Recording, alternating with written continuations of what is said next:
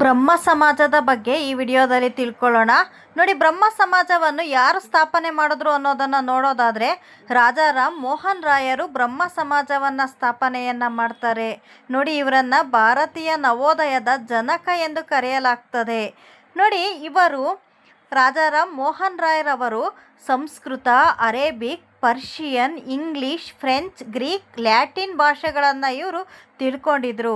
ಜೊತೆಗೆ ಹಿಂದೂ, ಮುಸ್ಲಿಂ, ಸೂಫಿ, ಕ್ರೈಸ್ತ ಮತ್ತು ಬೌದ್ಧ ಧರ್ಮದಲ್ಲಿನ ಸಂಸ್ಕೃತಿಯನ್ನು ಹಾಗೂ ಧರ್ಮದ ತತ್ವಗಳ ಬಗ್ಗೆ ಇವರು ಅಭ್ಯಾಸವನ್ನು ಮಾಡಿದ್ರು.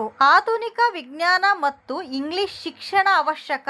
ಸಮಾಜದ ಬೆಳವಣಿಗೆ ಆಗಬೇಕಾದ್ರೆ ಆಧುನಿಕ ವಿಜ್ಞಾನ ಮತ್ತು ಇಂಗ್ಲಿಷ್ ಶಿಕ್ಷಣ ಅವಶ್ಯಕ ಇದೆ ಎನ್ನುವ ಅಂಶವನ್ನು ಇವರು ಒತ್ತಿ ಹೇಳಿದ್ರು. ನೋಡಿ, ಲಾರ್ಡ್ ವಿಲಿಯಂ ಬೆಂಟಿಕ್ ಸತಿ ಸಹಗಮನ ಪದ್ಧತಿಯ ವಿರುದ್ಧ ಕಾಯ್ದೆಯನ್ನು ಜಾರಿಗೊಳಿಸಿರ್ತಾರೆ. ಈ ಕಾಯ್ದೆಗೆ ರಾಜಾರಾಮ್ ಮೋಹನ್ ರಾಯ್ರವರು ಪ್ರೋತ್ಸಾಹವನ್ನು ನೀಡ್ತಾರೆ. ನೋಡಿ, ಇವರು ಸ್ತ್ರೀ ಶೋಷಣೆಯನ್ನು, ಸತಿ ಪದ್ಧತಿಯನ್ನು ಹಾಗೂ ಬಾಲ್ಯ ವಿವಾಹವನ್ನು ಖಂಡಿಸಿದರು.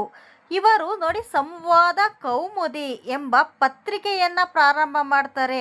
ಇದು ಬಂಗಾಳಿ ಭಾಷೆಯಲ್ಲಿ ಇವರು ಸಂವಾದ ಕೌಮುದಿ ಎಂಬ ಪತ್ರಿಕೆಯನ್ನು ಪ್ರಾರಂಭ ಮಾಡೋದ್ರ ಮೂಲಕ ಜನರಲ್ಲಿ ಜಾಗೃತಿಯನ್ನು ಮೂಡಿಸ್ತಾರೆ.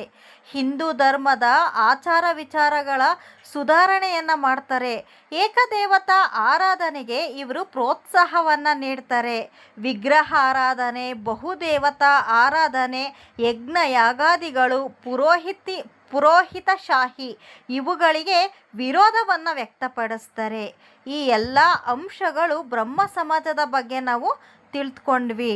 ಫ್ರೆಂಡ್ಸ್, ಈ ವಿಡಿಯೋ ನಿಮ್ಮೆಲ್ಲರಿಗೂ ಕೂಡ ಇಷ್ಟ ಆಗಿದೆ ಅಂತ ಭಾವಿಸ್ತೀನಿ. ಇಷ್ಟ ಆದರೆ ಲೈಕ್ ಮಾಡಿ, ಶೇರ್ ಮಾಡಿ, ಸಬ್ಸ್ಕ್ರೈಬ್ ಮಾಡ್ಕೊಳ್ಳಿ. Thank you.